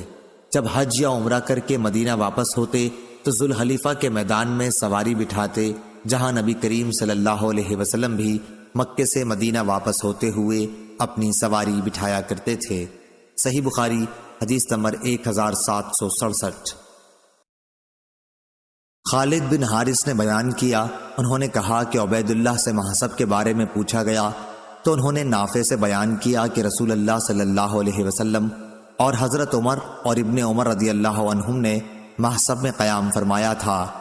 نافع سے روایت ہے کہ حضرت عبداللہ بن عمر رضی اللہ عنہ محصب میں ظہر اور عصر پڑھتے تھے۔ میرا خیال ہے کہ انہوں نے مغرب پڑھنے کا بھی ذکر کیا۔ خالد نے بیان کیا کہ عشاء میں مجھے کوئی شک نہیں، اس کے پڑھنے کا ذکر ضرور کیا، پھر تھوڑی دیر کے لیے وہاں سو رہتے۔ نبی کریم صلی اللہ علیہ وسلم سے بھی ایسا ہی مذکور ہے۔ صحیح بخاری حدیث نمبر 1768۔ نافع نے بیان کیا کہ حضرت عبداللہ بن عمر رضی اللہ عنہ جب مدینے سے مکہ آتے تو ذی طوا میں رات گزارتے، اور جب صبح ہوتی تو مکہ میں داخل ہوتے۔ اسی طرح مکہ سے واپسی میں بھی ذی طوا سے گزرتے اور وہیں رات گزارتے، اور فرماتے کہ نبی کریم صلی اللہ علیہ وسلم بھی اسی طرح کرتے تھے۔ صحیح بخاری حدیث نمبر 1769۔ عمرو بن دینار نے بیان کیا اور ان سے حضرت عبداللہ بن عباس رضی اللہ عنہ نے بیان کیا کہ ذوالمجاز اور عکاظ عہد جاہلیت کے بازار تھے۔ جب اسلام آیا تو گویا لوگوں نے جاہلیت کے ان بازاروں میں خرید و فروخت کو برا خیال کیا۔ اس پر سورہ بقرہ کی یہ آیت نازل ہوئی، تمہارے لیے کوئی حرج نہیں اگر تم اپنے رب کے فضل کی تلاش کرو۔ یہ حج کے زمانے کے لیے تھا۔ صحیح بخاری حدیث نمبر 1770۔ ابراہیم نخعی نے بیان کیا، ان سے اسود نے اور ان سے حضرت عائشہ رضی اللہ عنہا نے بیان کیا کہ کہ مکے سے روانگی کی رات صفیہ رضی اللہ عنہا حائضہ تھیں۔ انہوں نے کہا کہ ایسا معلوم ہوتا ہے کہ میں ان لوگوں کے روکنے کا باعث بن جاؤں گی۔ پھر نبی کریم صلی اللہ علیہ وسلم نے کہا، عقری حلقی، کیا تو نے قربانی کے دن طواف الزیارہ کیا تھا؟ اس نے کہا، جی ہاں کر لیا تھا۔ آپ صلی اللہ علیہ وسلم نے فرمایا کہ پھر چلو۔ صحیح بخاری حدیث نمبر 1771۔ آمش نے بیان کیا، ان سے ابراہیم نخعی نے، ان سے اسود نے اور ان سے عائشہ رضی اللہ عنہا نے بیان کیا کہ ہم رسول اللہ صلی اللہ علیہ وسلم کے ساتھ حجۃ الوداع میں مدینہ سے نکلے تو ہماری زبانوں پر صرف حج کا ذکر تھا۔ جب ہم مکہ پہنچ گئے تو آپ صلی اللہ علیہ وسلم نے ہمیں احرام کھول دینے کا حکم دیا۔ افعال عمرہ کے بعد جن کے ساتھ قربانی نہیں تھی، روانگی کی رات صفیہ بنت حی رضی اللہ عنہا حائضہ ہو گئیں۔ حضرت صلی اللہ علیہ وسلم نے اس پر فرمایا، عقری حلقی، ایسا معلوم ہوتا ہے کہ تم ہمیں روکنے کا باعث بنو گی۔ پھر آپ صلی اللہ علیہ وسلم نے پوچھا، کیا قربانی کے دن تم نے طواف الزیارہ کر لیا تھا؟ انہوں نے کہا کہ ہاں۔ اس پر آپ صلی اللہ علیہ وسلم نے فرمایا کہ پھر چلی چلو۔ عائشہ رضی اللہ عنہا نے اپنے متعلق کہا کہ میں نے کہا، یا رسول اللہ صلی اللہ علیہ وسلم، میں نے احرام نہیں کھولا ہے۔ آپ صلی اللہ علیہ وسلم نے فرمایا کہ تم تنعیم سے عمرے کا احرام باندھ لو اور عمرہ کر لو۔ چنانچہ عائشہ رضی اللہ عنہا کے ساتھ ان کے بھائی گئے۔ عائشہ رضی اللہ عنہا نے فرمایا کہ ہم رات کے آخر میں واپس لوٹ رہے تھے کہ آپ صلی اللہ علیہ وسلم سے ملاقات ہوئی۔ آپ صلی اللہ علیہ وسلم نے فرمایا تھا کہ ہم تمہارا انتظار فلاں جگہ کریں گے۔ صحیح بخاری حدیث نمبر 1772۔ ابو صالح سمان نے خبر دی اور انہیں حضرت ابو ہریرہ رضی اللہ عنہ نے کہ رسول اللہ صلی اللہ علیہ وسلم نے فرمایا، ایک عمرے کے بعد دوسرا عمرہ دونوں کے درمیان گناہوں کا کفارہ ہے، اور حج مبرور کی جزا جنت کے سوا اور کچھ نہیں ہے۔ صحیح بخاری حدیث نمبر 1773۔ ابن جریج نے خبر دی کہ اکرمہ بن خالد نے حضرت ابن عمر رضی اللہ عنہ سے حج سے پہلے عمرہ کرنے کے بارے میں پوچھا تو انہوں نے کہا کہ کوئی حرج نہیں۔ اکرمہ نے کہا، حضرت ابن عمر رضی اللہ عنہ نے بتلایا کہ نبی کریم صلی اللہ علیہ وسلم نے حج کرنے سے پہلے عمرہ ہی کیا تھا۔ اور ابراہیم بن سعد نے محمد بن اسحاق سے بیان کیا، ان سے اکرمہ بن خالد نے بیان کیا کہ میں نے حضرت عبداللہ بن عمر رضی اللہ عنہ سے پوچھا، پھر یہی حدیث بیان کی۔ صحیح بخاری حدیث نمبر 1774۔ مجاہد نے بیان کیا کہ میں اور عروہ بنت زبیر مسجد نبوی میں داخل ہوئے۔ وہاں عبداللہ بن عمر رضی اللہ عنہ حضرت عائشہ رضی اللہ عنہا کے حجرے کے پاس بیٹھے ہوئے تھے۔ کچھ لوگ مسجد نبوی میں اشراق کی نماز پڑھ رہے تھے۔ انہوں نے بیان کیا کہ ہم نے عبداللہ بن عمر رضی اللہ تعالیٰ عنہ سے ان لوگوں کی اس نماز کے متعلق پوچھا۔ انہوں نے بیان کیا کہ ہم نے عبداللہ بن عمر سے ان لوگوں کی اس نماز کے متعلق پوچھا تو آپ نے فرمایا کہ بدعت ہے۔ پھر ان سے پوچھا کہ نبی کریم صلی اللہ علیہ وسلم نے کتنے عمرے کیے تھے؟ انہوں نے کہا کہ 4۔ ایک ان میں سے رجب میں کیا تھا، لیکن ہم نے پسند نہیں کیا کہ ان کی اس بات کی تردید کریں۔ صحیح بخاری حدیث نمبر 1775۔ مجاہد نے بیان کیا کہ ہم نے ام المومنین عائشہ رضی اللہ عنہا کے حجرے سے ان کے مسواک کرنے کی آواز سنی تو عروہ نے پوچھا، اے میری ماں، اے ام المومنین، ابو عبد الرحمن کی بات آپ سن رہی ہیں؟ عائشہ رضی اللہ عنہا نے پوچھا، وہ کیا کہہ رہے ہیں؟ انہوں نے کہا، کہہ رہے ہیں کہ رسول کریم صلی اللہ علیہ وسلم نے 4 عمرے کیے تھے، جن میں سے ایک رجب میں کیا تھا۔ انہوں نے فرمایا کہ اللہ ابو عبد الرحمن پر رحم کرے۔ حضرت صلی اللہ علیہ وسلم نے تو کوئی عمرہ ایسا نہیں کیا جس میں وہ خود موجود نہ رہے ہوں۔ آپ صلی اللہ علیہ وسلم نے رجب میں تو کبھی عمرہ ہی نہیں کیا۔ صحیح بخاری حدیث نمبر 1776۔ عروہ بن زبیر رضی اللہ عنہ نے بیان کیا کہ میں نے عائشہ رضی اللہ عنہا سے پوچھا تو آپ نے فرمایا کہ رسول اللہ صلی اللہ علیہ وسلم نے رجب میں کوئی عمرہ نہیں کیا تھا۔ صحیح بخاری حدیث نمبر 1777۔ حمام بن یحییٰ نے بیان کیا ان سے قتادہ نے کہ میں نے انس رضی اللہ عنہ سے پوچھا کہ نبی کریم صلی اللہ علیہ وسلم نے کتنے عمرے کیے تھے؟ تو آپ نے فرمایا کہ 4۔ عمرہ حدیبیہ ذی قعدہ میں، جہاں پر مشرکین نے آپ صلی اللہ علیہ وسلم کو روک دیا تھا، پھر آئندہ سال ذی قعدہ ہی میں ایک عمرہ قضا جس کے متعلق آپ صلی اللہ علیہ وسلم نے مشرکین سے صلح کی تھی، اور تیسرا عمرہ جعرانہ جس موقع پر آپ صلی اللہ علیہ وسلم نے غنیمت غالباً حنین کی تقسیم کی تھی۔ چوتھا حج کے ساتھ میں نے پوچھا اور آن حضرت صلی اللہ علیہ وسلم نے حج کتنے کیے؟ فرمایا کہ 1۔ صحیح بخاری حدیث نمبر 1778۔ قتادہ نے بیان کیا کہ میں نے انس رضی اللہ عنہ سے آن حضرت صلی اللہ علیہ وسلم کے عمرے کے متعلق پوچھا تو آپ نے فرمایا کہ نبی کریم صلی اللہ علیہ وسلم نے ایک عمرہ وہاں کیا جہاں سے آپ کو مشرکین نے واپس کر دیا تھا، اور دوسرے سال اسی عمرہ حدیبیہ کی قضائی کی تھی، اور ایک عمرہ ذی قعدہ میں اور ایک اپنے حج کے ساتھ کیا تھا۔ صحیح بخاری حدیث نمبر 1779۔ حمام نے بیان کیا اس روایت میں یوں ہے کہ جو عمرہ آن حضرت صلی اللہ علیہ وسلم نے اپنے حج کے ساتھ کیا تھا اس کے سوا تمام عمرے ذی قعدہ ہی میں کیے تھے۔ حدیبیہ کا عمرہ اور دوسرے سال اس کی قضا کا عمرہ کیا تھا، کیونکہ آپ نے قرآن کیا تھا اور حجۃ الوداع سے متعلق ہے، اور جعرانہ کا عمرہ جب آپ صلی اللہ علیہ وسلم نے جنگ حنین کی غنیمت تقسیم کی تھی، پھر ایک عمرہ اپنے حج کے ساتھ کیا تھا۔ صحیح بخاری حدیث نمبر 1780۔ ابو اسحاق نے بیان کیا کہ میں نے مسروق، عطا اور مجاہد رحمہم اللہ تعالی سے پوچھا تو ان سب حضرات نے بیان کیا کہ رسول اللہ صلی اللہ علیہ وسلم نے حج سے پہلے ذی قعدہ ہی میں عمرے کیے تھے، اور انہوں نے بیان کیا کہ میں نے براء بن عازب رضی اللہ عنہ سے سنا، انہوں نے فرمایا کہ نبی کریم صلی اللہ علیہ وسلم نے ماہ ذی قعدہ میں حج سے پہلے 2 عمرے کیے تھے۔ صحیح بخاری حدیث نمبر 1781۔ عطا بن ابی رباح نے بیان کیا کہ میں نے عبداللہ بن عباس رضی اللہ عنہ سے سنا، انہوں نے ہمیں خبر دی کہ رسول اللہ صلی اللہ علیہ وسلم نے ایک انصاری خاتون ام سنان رضی اللہ عنہا سے ابن عباس رضی اللہ عنہ نے ان کا نام بتایا تھا لیکن مجھے یاد نہ رہا، پوچھا کہ تو ہمارے ساتھ حج کیوں نہیں کرتی؟ وہ کہنے لگی کہ ہمارے پاس ایک اونٹ تھا جس پر ابو فلاں یعنی اس کا خاوند اور اس کا بیٹا سوار ہو کر حج کے لیے چل دیے، اور ایک اونٹ انہوں نے چھوڑا ہے جس سے پانی لایا جاتا ہے۔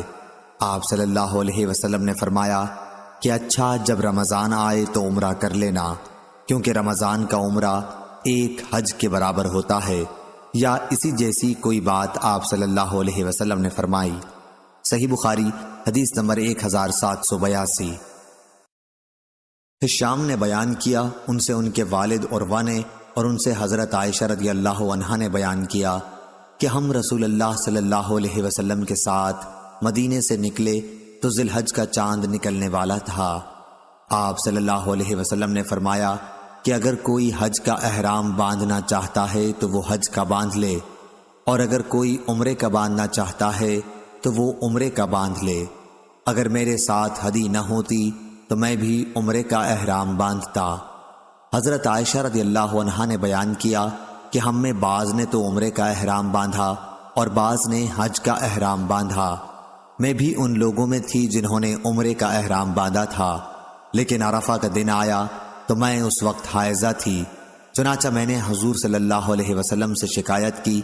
آپ صلی اللہ علیہ وسلم نے فرمایا کہ پھر عمرہ چھوڑ دے اور سر کھول دے اور اس میں کنگاہ کر لے، پھر حج کا احرام باندھ لینا۔ میں نے ایسا ہی کیا۔ جب محسب کے قیام کی رات آئی تو حضور صلی اللہ علیہ وسلم نے عبد الرحمن کو میرے ساتھ تنعیم بھیجا، وہاں سے میں نے عمرے کا احرام اپنے اس عمرے کے بدلے میں باندھا جس کو توڑ ڈالا تھا۔ صحیح بخاری حدیث نمبر 1783۔ سفیان بن عینہ نے بیان کیا ان سے عمرو بن دینار نے، انہوں نے عمرو بن اوس سے سنا، ان کو عبد الرحمن بن ابی بکر رضی اللہ عنہ نے خبر دی کہ رسول اللہ صلی اللہ علیہ وسلم نے انہیں حکم دیا تھا کہ عائشہ رضی اللہ عنہا کو اپنے ساتھ سواری پر لے جائیں اور تنعیم سے انہیں عمرہ کرا لائیں۔ سفیان بن عینہ نے کہیں یوں کہا، میں نے عمرو بن دینار سے سنا، کہیں یوں کہا، میں نے کئی بار اس حدیث کو عمرو بن دینار سے سنا۔ صحیح بخاری حدیث نمبر 1784۔ جابر بن عبداللہ رضی اللہ عنہ نے بیان کیا کہ نبی کریم صلی اللہ علیہ وسلم اور آپ صلی اللہ علیہ وسلم کے اصحاب نے حج کا احرام باندھا تھا، اور آن حضرت صلی اللہ علیہ وسلم اور طلحہ رضی اللہ عنہ کے سوا قربانی کسی کے پاس نہیں تھی۔ انہی دنوں میں حضرت علی رضی اللہ عنہ یمن سے آئے تو ان کے ساتھ بھی قربانی تھی۔ انہوں نے کہا کہ جس چیز کا احرام رسول اللہ صلی اللہ علیہ وسلم نے باندھا ہے میرا بھی احرام وہی ہے۔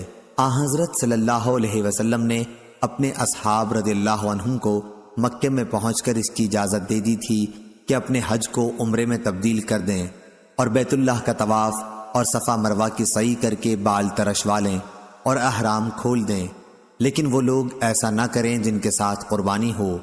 اس پر لوگوں نے کہا کہ ہم منا سے حج کے لیے اس طرح سے جائیں گے کہ ہمارے ذکر سے منی ٹپک رہی ہو۔ یہ بات رسول اللہ تک پہنچی تو آپ صلی اللہ علیہ وسلم نے فرمایا، جو بات اب ہوئی اگر پہلے سے معلوم ہوتی تو میں اپنے ساتھ ہدی نہ لاتا، اور اگر میرے ساتھ ہدی نہ ہوتی تو افعال عمرہ ادا کرنے کے بعد میں بھی احرام کھول دیتا۔ عائشہ رضی اللہ عنہا اس حج میں حائضہ ہو گئی تھیں، اس لیے انہوں نے اگرچہ تمام مناسک ادا کیے لیکن بیت اللہ کا طواف نہیں کیا۔ پھر جب وہ پاک ہو گئیں اور طواف کر لیا تو عرض کی، یا رسول اللہ صلی اللہ علیہ وسلم، سب لوگ حج اور عمرہ دونوں کر کے واپس ہو رہے ہیں لیکن میں صرف حج کر سکی ہوں۔ آپ نے اس پر عبد الرحمن بن ابی بکر رضی اللہ عنہ سے کہا کہ انہیں ہمراہ لے کر تنعیم جائیں اور عمرہ کرا لائیں۔ یہ عمرہ حج کے بعد ذی الحج کے ہی مہینے میں ہوا تھا۔ آن حضرت صلی اللہ علیہ وسلم جب جمرہ عقبہ کی رمی کر رہے تھے تو سراقہ بن مالک بن جاشم آپ صلی اللہ علیہ وسلم کی خدمت میں حاضر ہوئے اور پوچھا، یا رسول اللہ، کیا یہ عمرہ اور حج کے درمیان احرام کھول دینا صرف آپ صلی اللہ علیہ وسلم ہی کے لیے ہے؟ آن حضرت صلی اللہ علیہ وسلم نے فرمایا کہ نہیں، بلکہ ہمیشہ کے لیے ہے۔ صحیح بخاری حدیث نمبر 1785۔ ہشام بن عروہ نے بیان کیا، کہا کہ مجھے میرے والد عروہ نے خبر دی، کہا کہ مجھے عائشہ رضی اللہ عنہا نے خبر دی۔ انہوں نے کہا کہ ذی الحج کا چاند نکلنے والا تھا کہ ہم رسول اللہ صلی اللہ علیہ وسلم کے ساتھ مدینے سے حج کے لیے چلے۔ آن حضرت صلی اللہ علیہ وسلم نے فرمایا کہ جو عمرے کا احرام باندھنا چاہے وہ عمرے کا باندھ لے، اور جو حج کا باندھنا چاہے وہ حج کا باندھ لے۔ اگر میں اپنے ساتھ قربانی نہ لاتا تو میں بھی عمرے کا ہی احرام باندھتا۔ چنانچہ بہت سے لوگوں نے عمرے کا احرام باندھا اور بہتوں نے حج کا۔ میں بھی ان لوگوں میں تھی جنہوں نے عمرے کا احرام باندھا تھا، مگر میں مکے میں داخل ہونے سے پہلے حائضہ ہو گئی۔ عرفہ کا دن آ گیا اور ابھی میں حائضہ ہی تھی۔ اس کا رونا میں رسول اللہ صلی اللہ علیہ وسلم کے سامنے روئی۔ آپ صلی اللہ علیہ وسلم نے فرمایا کہ عمرہ چھوڑ دے اور سر کھول لے اور کنگاہ کر لے، پھر حج کا احرام باندھ لینا۔ چنانچہ میں نے ایسا ہی کیا۔ اس کے بعد جب محسب کی رات آئی تو آن حضرت صلی اللہ علیہ وسلم نے میرے ساتھ عبد الرحمن کو تنعیم بھیجا۔ وہ مجھے اپنی سواری پر پیچھے بٹھا کر لے گئے۔ وہاں سے عائشہ رضی اللہ عنہا نے اپنے چھوڑے ہوئے عمرے کے بجائے دوسرے عمرے کا احرام باندھا۔ اس طرح اللہ تعالیٰ نے ان کا بھی حج اور عمرہ دونوں ہی پورے کر دیے۔ نہ تو اس کے لیے انہیں قربانی لانی پڑی، نہ صدقہ دینا پڑا، اور نہ روزہ رکھنا پڑا۔ صحیح بخاری حدیث نمبر 1786۔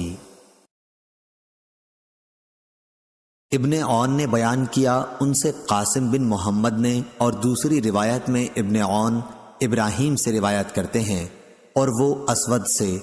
انہوں نے بیان کیا کہ حضرت عائشہ رضی اللہ عنہا نے کہا، یا رسول اللہ صلی اللہ علیہ وسلم، لوگ تو 2 نسک حج اور عمرہ کر کے واپس ہو رہے ہیں اور میں نے صرف 1 نسک حج کیا ہے۔ اس پر ان سے کہا گیا کہ پھر انتظار کریں، اور جب پاک ہو جائیں تو تنعیم جا کر وہاں سے عمرے کا احرام باندھیں، پھر ہم سے فلاں جگہ آ ملیں۔ اور یہ کہ اس عمرے کا ثواب تمہارے خرچ اور محنت کے مطابق ملے گا۔ صحیح بخاری حدیث نمبر 1787۔ افلاح بن حمید نے بیان کیا، ان سے قاسم بن محمد نے اور ان سے حضرت عائشہ رضی اللہ عنہا نے بیان کیا کہ حج کے مہینوں اور آداب میں ہم حج کا احرام باندھ کر مدینے سے چلے اور مقام صرف میں پڑاؤ کیا۔ نبی کریم صلی اللہ علیہ وسلم نے اپنے اصحاب سے فرمایا کہ جس کے ساتھ قربانی نہ ہو اور وہ چاہے کہ اپنے حج کے احرام کو عمرے سے بدل دے تو وہ ایسا کر سکتا ہے، لیکن جس کے ساتھ قربانی ہے وہ ایسا نہیں کر سکتا۔ نبی کریم صلی اللہ علیہ وسلم اور آپ کے بعض مقدور والوں کے ساتھ قربانی تھی، اس لیے ان کا احرام صرف عمرے کا نہیں رہا۔ پھر نبی کریم صلی اللہ علیہ وسلم میرے یہاں تشریف لائے تو میں رو رہی تھی۔ آپ صلی اللہ علیہ وسلم نے دریافت فرمایا کہ رو کیوں رہی ہو؟ میں نے کہا آپ صلی اللہ علیہ وسلم نے اپنے اصحاب سے جو کچھ فرمایا میں سن رہی تھی، اب تو میرا عمرہ ہو گیا۔ آپ صلی اللہ علیہ وسلم نے پوچھا کیا بات ہوئی؟ میں نے کہا کہ میں نماز نہیں پڑھ سکتی حیض کی وجہ سے۔ حضرت صلی اللہ علیہ وسلم نے اس پر فرمایا کہ کوئی حرج نہیں، تو بھی آدم کی بیٹیوں میں سے ایک ہے، اور جو ان سب کے مقدر میں لکھا ہے وہی تمہارا بھی مقدر ہے۔ اب حج کا احرام باندھ لے، شاید اللہ تعالیٰ تمہیں عمرہ بھی نصیب کرے۔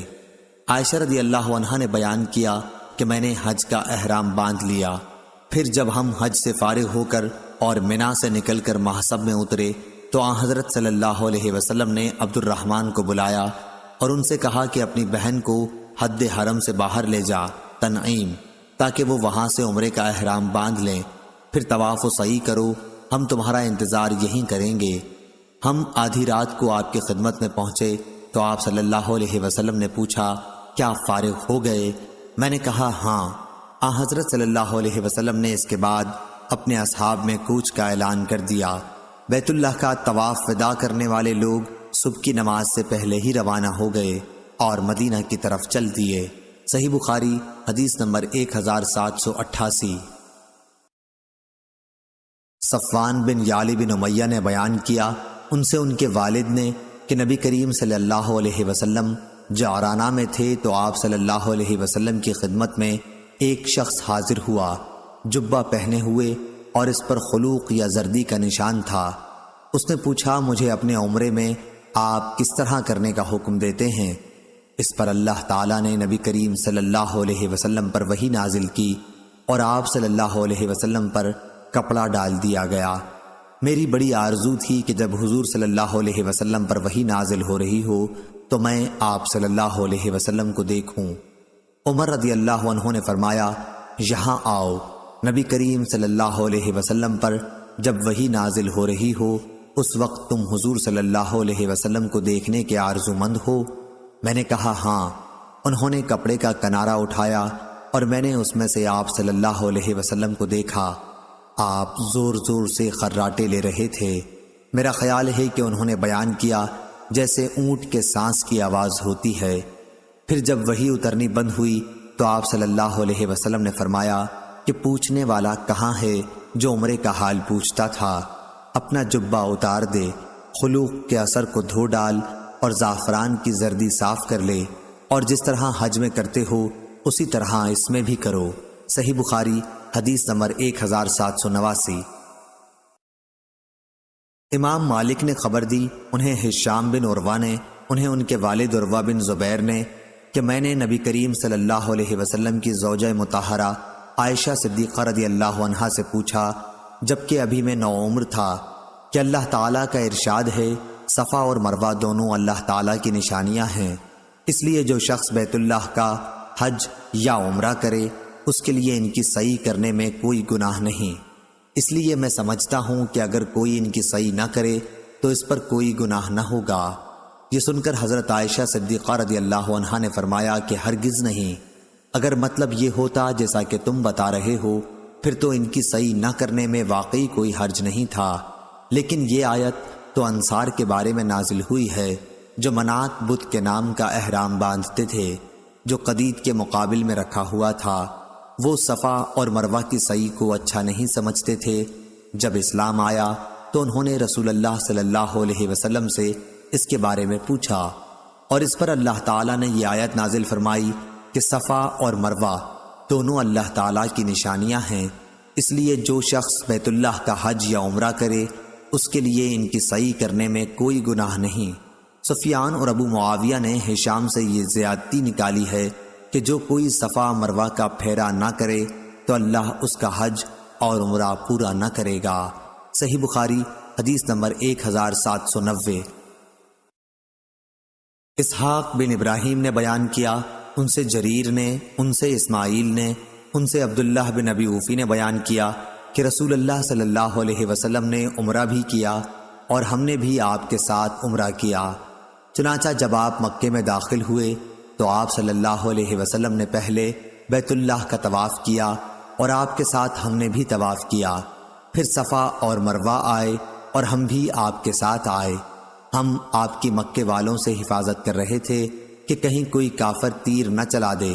میرے ایک ساتھی نے ابن ابی اوفا سے پوچھا، کیا حضرت صلی اللہ علیہ وسلم کعبے میں اندر داخل ہوئے تھے؟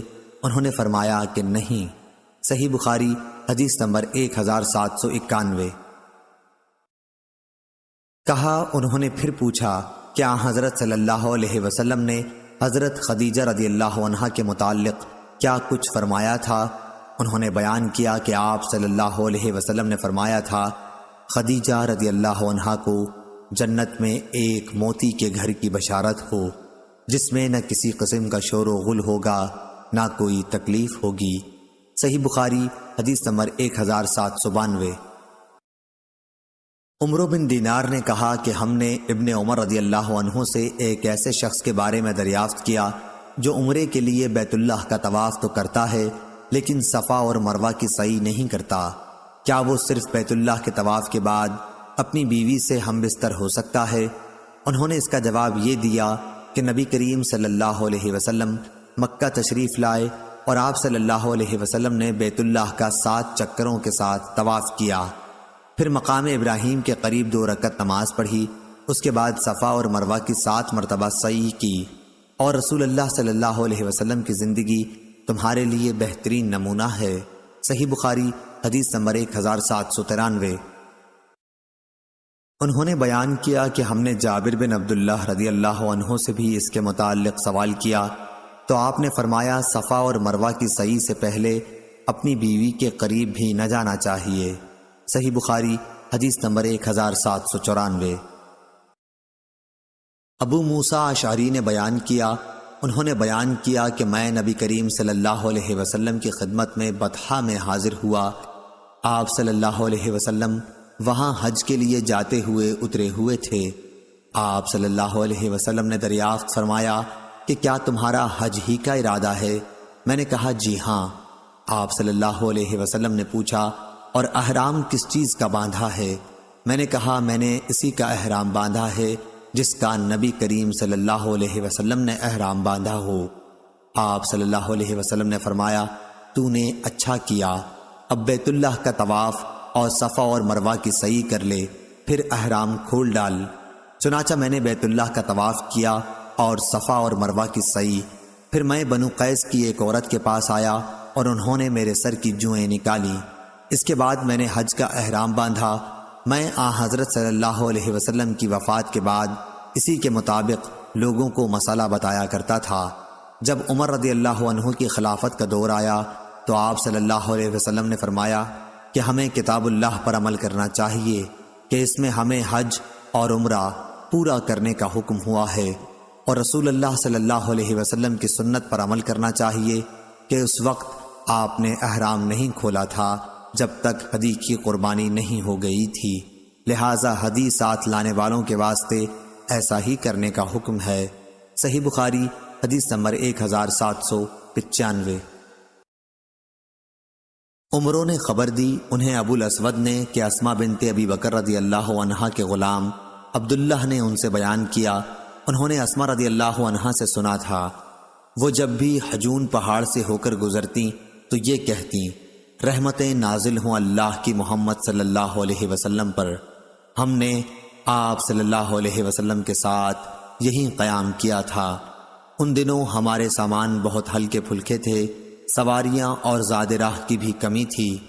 میں نے، میری بہن عائشہ رضی اللہ عنہا نے، زبیر اور فلاں فلاں رحمہ اللہ نے عمرہ کیا، اور جب بیت اللہ کا طواف کر چکے تو صفا اور مروہ کی سعی کے بعد ہم حلال ہو گئے۔ حج کا احرام ہم نے شام کو باندھا تھا۔ صحیح بخاری حدیث نمبر 1796۔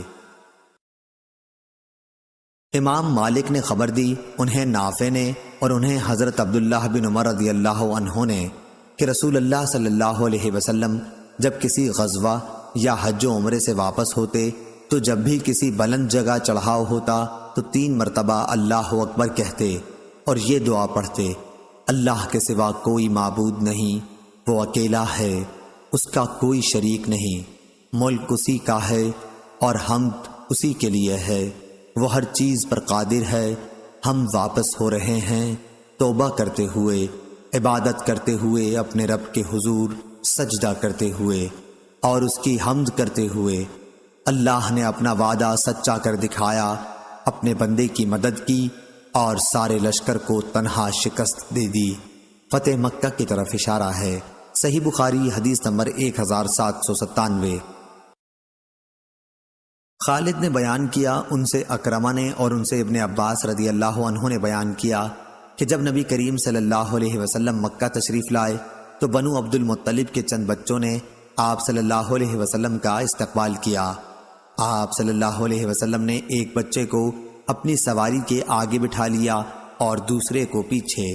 صحیح بخاری حدیث نمبر 1798۔ انس بن عیاض نے بیان کیا، ان سے عبید اللہ نے، ان سے نافع نے اور ان سے حضرت عبداللہ بن عمر رضی اللہ عنہ نے، کہ نبی کریم رسول اللہ صلی اللہ علیہ وسلم جب مکہ تشریف لے جاتے تو مسجد شجرہ میں نماز پڑھتے اور جب واپس ہوتے تو ذوالحلیفہ کی وادی کے نشیب میں نماز پڑھتے۔ آپ صلی اللہ علیہ وسلم صبح تک ساری رات وہیں رہتے۔ صحیح بخاری حدیث نمبر 1799۔ اسحاق بن عبداللہ بن ابی طلحہ نے بیان کیا، ان سے انس نے بیان کیا کہ رسول اللہ صلی اللہ علیہ وسلم سفر سے رات میں گھر نہیں پہنچتے تھے، یا صبح کے وقت پہنچ جاتے تھے، یا دوپہر کے بعد زوال سے لے کر غروب آفتاب تک کسی بھی وقت تشریف لاتے۔ صحیح بخاری حدیث نمبر 1800۔